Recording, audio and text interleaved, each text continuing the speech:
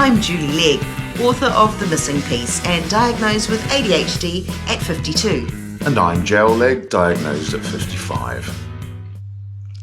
Welcome to ADH Difference. In this episode, we're going to be talking about the flip side of ADHD. And it really stems from quite a common conversation that's had with some newly diagnosed ADHDers. And that is, it doesn't look like you've got ADHD. And this normally comes from colleagues, friends or family. And they don't particularly understand the dynamics of ADHD. But rather than coming down very hard on them, because it's quite a difficult thing to hear when you're trying to understand your own ADHD and starting that journey, rather than coming hard on those people, I just thought it was going to be good to chat about the dynamics of ADHD and why it can be confusing for some people to understand how complex ADHD can be. I think it's extremely confusing. It's certainly confusing for those of us that have ADHD, and I think it's doubly confusing perhaps for those who don't have ADHD, don't have such an intimate understanding of it. They can't be in our heads, they can't know what it's like. They can empathize and they can seek to understand, and we deeply appreciate that. But you know, it's sometimes I can't even really explain what it's like to have ADHD. Sometimes I can't even understand myself. Sometimes, because it's my norm. It's only by looking at people who I would consider to be very neurotypical that I can perhaps start to understand what my ADHD really is. Mm-hmm. The symptoms can be explained, the results and the actions that lead to the results can be explained, but exactly trying to put it in a box and describe it, it's not always so easy, is it? Yeah. I do want to just start by saying something. Often people will say you don't look or sound like you have ADHD. I think a good way of thinking, if you're on the end of that comment and you have ADHD, is to either think, remind yourself, or say, you can only, in science, you can only describe or measure something with the right tools. So it's a bit like saying, in their opinion, it's not that far to the moon, as I've got my tape measure out. You know, you can't measure the distance from where you are to the moon with a tape measure any more than using a tape measure can measure the width of an atom. You have to have the right tool. So if someone says to you, you don't look or sound like you have ADHD, they don't have the right tool to know whether they're right or wrong. Unless that's coming from a psychologist. A psychologist, yeah. Or a psychiatrist. Yeah, obviously, listen to them. They know what they're talking about. But we're talking about, you know, the regular people in your life, your family, your work colleagues, your friends. So it's really important to always understand the idea that you know, to measure something you need the right tool.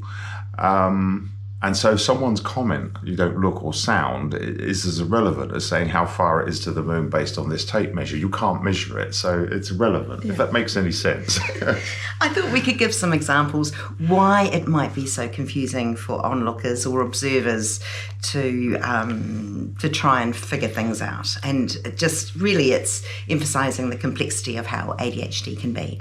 So, for example, we can overthink and underthink. And overthinking can take minutes, hours, days, months, sort of going around in loops, overthinking a particular subject or issue or challenge. And then we can also underthink and do things very impulsively. And so again, to an observer, you know, which one are you? Well, the fact is, we can be everything.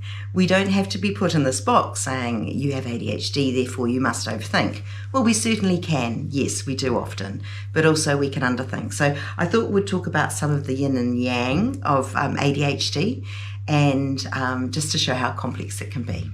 As starting with the overthinking and underthinking, we can actually do it simultaneously at the same time.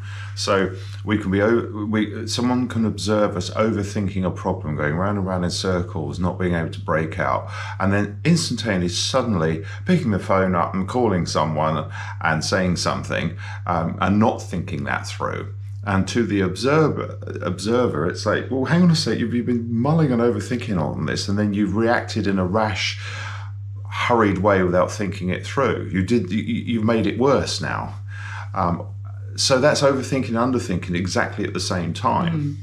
But depending on the environment, if they only ever observe you perhaps underthinking and making those impulsive phone calls or whatever it may be, they don't see the other side of you, which is often hidden because thinking's, you can't see that.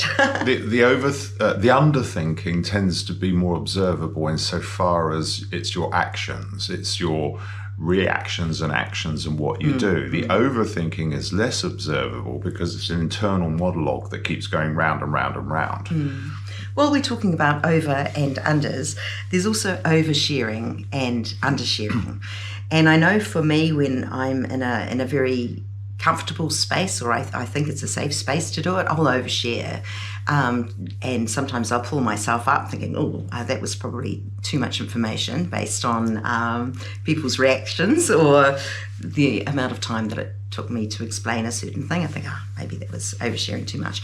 But then I can undershare as well. And that yin and yang is I'll undershare because I'm putting the brakes on myself because of too much oversharing. So depending on who's with me in a room, they might see that I'm a very open person, or they might see me as quite an insular, closed person who doesn't share very much at all. It's still me. It's just the environment that can trigger the two extremes. Great. Yep. I agree with that. Great. Sorted. I know we've touched on underthinking and impulsivity, but there's also impulsivity and then procrastination. We can do both extremely well too. I think procrastination is something where we think and we think. Yes, it is overthinking, but it's also we just delay the inevitable. We delay it because probably it doesn't hit our dopamine levels, or we see it as too hard, and we'll think about making that phone call or writing that report or doing that tax return. We'll leave that for another day because we can't deal with it right now. Yes, and all of these examples we're talking about today, it's always at the root of it, it's always about the dopamine. It's always about if my dopamine levels feel satiated and I'm fine, then I'm probably going to procrastinate on doing some important things, stuff that I don't need the reward of doing them. And that can apply to exciting and fun things too. But if I feel like I need the dopamine levels to be brought back up, then I'm likely to act in a good or bad way, productive or unproductive way, but thought through or not thought through. Take your chances what comes out of that. So recently, one of the things we've been doing, I know this comes up so often, is this word of the age, mindfulness, but actually I like old-fashioned words. We've had some big decisions recently where we've had to go one way or the other, and normally we just react and go one way, but that will deal with that problem by going in a different direction. But we have started to sleep on things, and not just give it one night, but give it several nights. I think that stops us going from the frying pan to the fire in some decisions. But also, ironically, it does the other thing too. After a few days, you sort of lose your motivation to even make a decision. You forget about it and move on. And the big decisions, they're important decisions that have an impact on the future. So we're really difficult people to read, aren't we? Yes, we are. If you're trying to sort of imagine someone, a life coach, and I know they're ADHD coaches and they do a lot of good work, but if you just got a regular life coach to try and or PA or someone to organise you, and they didn't know you had ADHD, they'd probably run screaming out the door after a week. It would be impossible. Yeah. So another one is being very disorganised and organised in different aspects of our life. And again, who might see you being extremely organised, pedantic. Yet at home you could be very disorganised and lose your keys and run out of milk or leave the hose on. Chaos. Yeah, exactly. Yeah, exactly. And it doesn't mean that you're one thing or the other. Yes, you can be both, and it can be quite confusing and frustrating for us ADHDers. Why can we do something so well in one environment and not in the other? And we'll get on to some of these reasons shortly. Yeah, I think a lot of that, and I've heard lots of, or known of examples over the years of people presenting at work in an incredibly well-presented, groomed, organised manner, and then you go visit them in their home or see their car. Good examples, yes, cars. Their cars can be complete travelling bomb sites, absolutely chaotic, and you almost don't know where to sit. You don't want to sit in there. But as a person, they always present so tidily and nicely. They're not scruffy people, but their cars are just tips on wheels. Guilty as charged. Well, you're not too bad. I can think of some examples that really should have been condemned. But I think in those cases, for the people, it's where you put your priorities. You know, you can't beat yourself up because you're very organised and tidy in one place and not in another. Because if that other place has no dopamine hit for you, no priorities, no interest, then that's just how it is. You're too busy focusing somewhere else and getting your hits and your life happiness from somewhere else. Whereas without ADHD, I think people were more likely to have a more balanced approach across the board, more typical. Yeah. Everything sort of seems to fit together like a nice jigsaw puzzle. Whereas with ADHD, our lives aren't completed jigsaw puzzles. There's little bits here that are done and some parts of the sky over here in the clock tower, and the rest of it's just a pile of bits, and half of them are upside down or under the couch, you know. Or lost. Yeah. Another one I thought was good was empathy. So to be empathetic in some aspects of your life or appear to be very unempathetic in others. And I think for me, I'm really empathetic for situations and people that I really care about, me personally. And so I can appear to be very unempathetic in other situations, which, you know, even talking about that almost sounds like a slur on my character. I'd like to be seen as empathetic, but I can't be empathetic to everything. And I guess if I was, I have no time. I'd just be a dribbling mess, probably. But yeah, so my empathy is in certain areas of interest. But if I'm not interested in that area, then I won't be. Okay, and so in that area, if I'm thinking in terms of empathy, whether I'm empathetic or not, it can vary hugely. So one day I can find myself empathetic to the plight of someone or people or a situation, and the next day I've just completely no interest in it whatsoever. So catch me on a good day and I'm all ears. Catch me on not a bad day, that's not the right word, but catch me on a different day and I'm going to be a lot sharper and quicker and come on, sort this out. We've been through this before. Bam, bam, bam. We've had this conversation. That's not very empathetic. Again, it's difficult to read us because we're capable of every emotion and every good thing and every bad thing in a character, but you can't always predict when it's going to be. It depends at that moment where our dopamine's at, yes, and where our focus is at. It's like this other part of our brain that's just not working the same way, and so it doesn't regulate our reactions, behavior and so forth the same in a predictable way, which you can nail 9 times out of 10. Which I think you've hit the nail on the head, and we talk about regulation, and that's the whole thing with an ADHD brain, right? So it's whether it's big emotions or whatever it may be. Or small emotions. Yes. When they're not, which is exactly what with empathy, non-empathy, big and small emotions. Yeah, absolutely. Yeah. And so another yin and yang, I guess, would be difficulty multitasking. Yet in other times where we hit every deadline and we're sorted, we can be both. I mean, I used to be the hit every deadline situation at work, but at home, when I was in a safe space, my relaxed space, I'd have several things on the go. I'd be washing the dishes, cooking dinner and watering the garden all at the same time, and not particularly achieving in all of those tasks, but you know what I mean? I was more relaxed at home to go back to my normal self. So hyper-focusing on something that's absolutely, whether it's writing or something creative or practical, whatever, we can be hyper-focused on something for hours and then days, and so the rest, everything else gets neglected.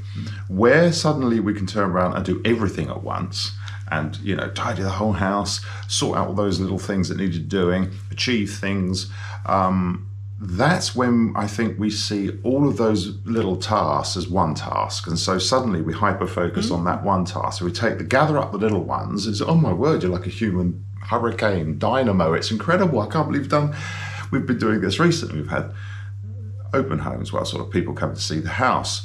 And I think we lose a little faith in ourselves to have the energy to keep doing that level of tidying up.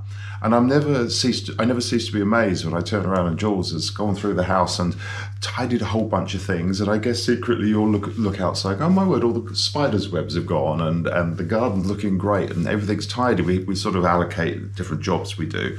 And so a whole bunch of complex tasks that we could easily leave suddenly all get done very quickly. Yeah. So that's the opposite to living in a mess. Then come on another day when we're not expecting anyone to come to the house and we just, doesn't matter. Pretty relaxed. Yeah. Another flip side would be being really good in a crisis, and a thing known as ADHD paralysis. Again, two very, very different things. Good in a crisis is what's the problem? Yep, sorted. With our quick thinking and thinking outside the box and problem solving, we can be really good in a crisis. To the point. And yet the next day or even that afternoon, paralysis can set in when there are so many options and we don't know which one to take. Yep. So it's, again, dopamine. Emergency, do something, get it sorted now, bam. Now, if that triggers this opportunity to raise the dopamine, bam, we're the first in. If that dopamine is not required or is not triggered by the events unfolding in front of then it's whatever, it's your problem. You do. Stop making a mountain out of a molehill, whatever. So can't you see it's a bit... So I've got one more. Go on then. One more. And that is making careless mistakes versus perfectionism. And I know that I can be both as well. And again, this all comes down or back to what was said earlier in the podcast, and that was, it doesn't look like you've got ADHD. So we're talking about what people observe of us. And it can change. So in a work environment will be very, very different from a social environment, which will be different yet again from a home environment. So it is quite interesting. I can be quite gregarious when I'm socializing, or I can be quite introverted, depending on how I'm feeling at the time, my energy levels, the people that I'm socializing with, if I feel safe around them, or if they're strangers, or maybe that's a good thing, or maybe that's a bad thing, depending on the situation. So I remember an old acquaintance, we'd known each other for 20 odd years, and we were having an open conversation, and she said, when I first met you, I thought you were stuck up. And me? No, you were just really quiet. You weren't really involved in conversation. So, it really shocked me. That's the last thing I felt in that situation. I felt quite intimidated in that group of friends early on, all those years ago. So I kind of held back from contributing just in case my conversation was wrong, or I was too intense, or I overshared. Observation, eh? So back to the careless mistakes, or do a great job, hyper-focus. So perfectionism, sorry, yes. So if I'm motivated, I actually get tested on that aspect of ADHD on a regular basis due to the nature of my work.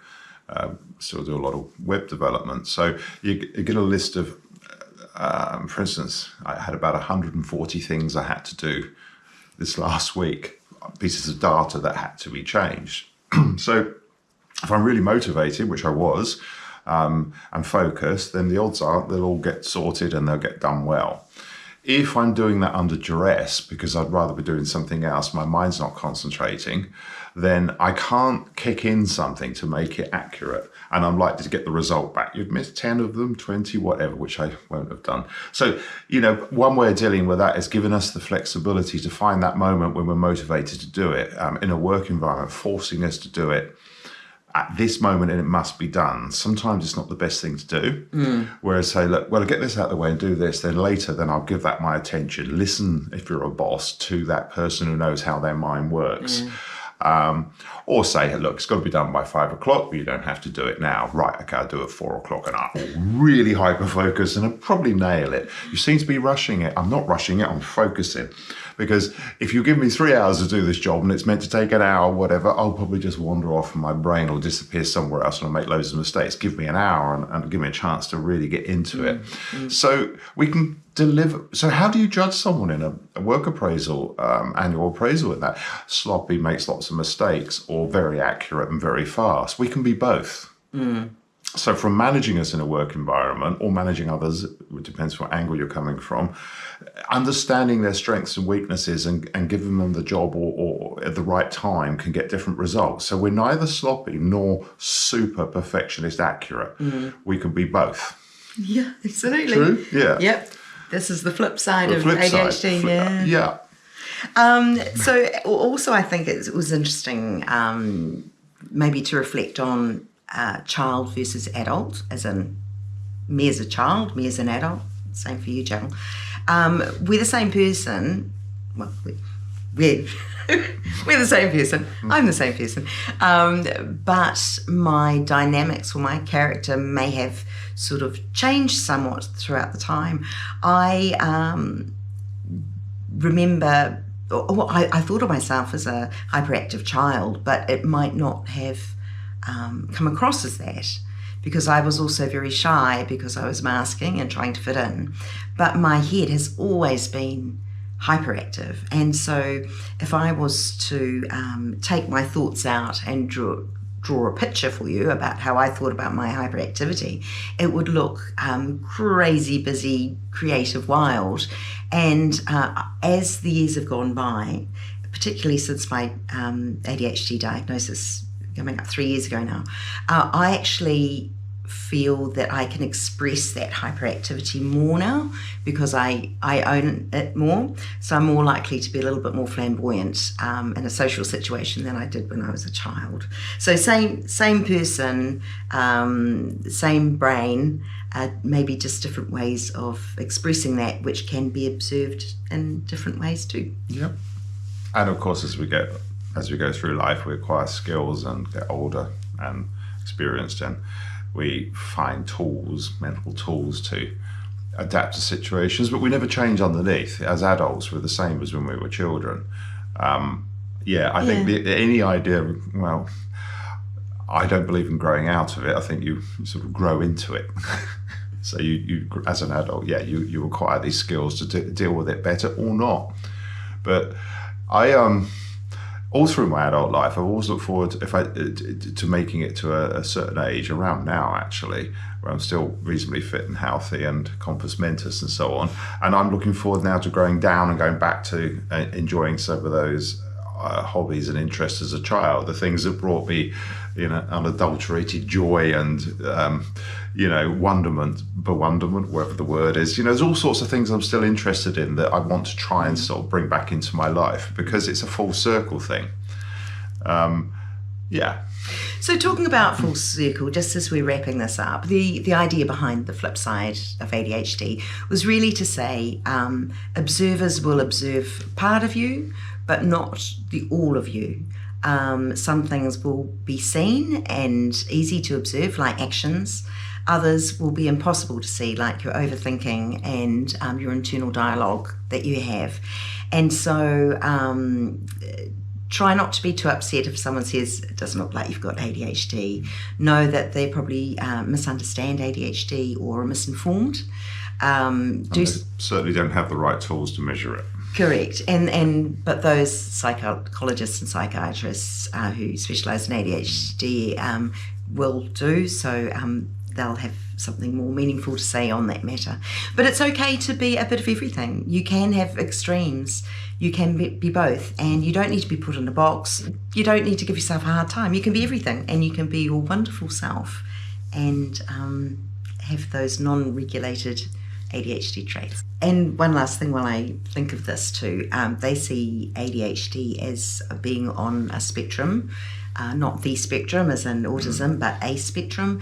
And so it is possible that you can have all of those traits, yet some of them, I wouldn't say mild, but some of them are maybe not so observable because you've put these little strategies in place, or over the years you've worked out that, you need to put your keys on a hook, otherwise you'll lose them forever. You know what I mean? So some of those ADHD traits may seem minimized, only because you've got these coping mechanisms in place. I also think it would be reasonable to suggest, and I'm not a psychologist or psychiatrist, that whilst you may be at a certain point, a certain place on that spectrum of ADHD, it can move, I would have thought, and it could have moved.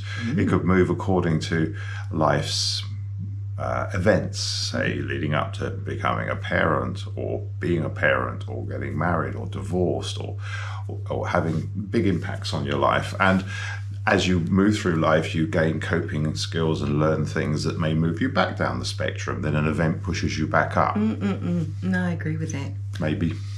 There you go. There you go. Complex, and that is the flip side of ADHD. Thank you for listening.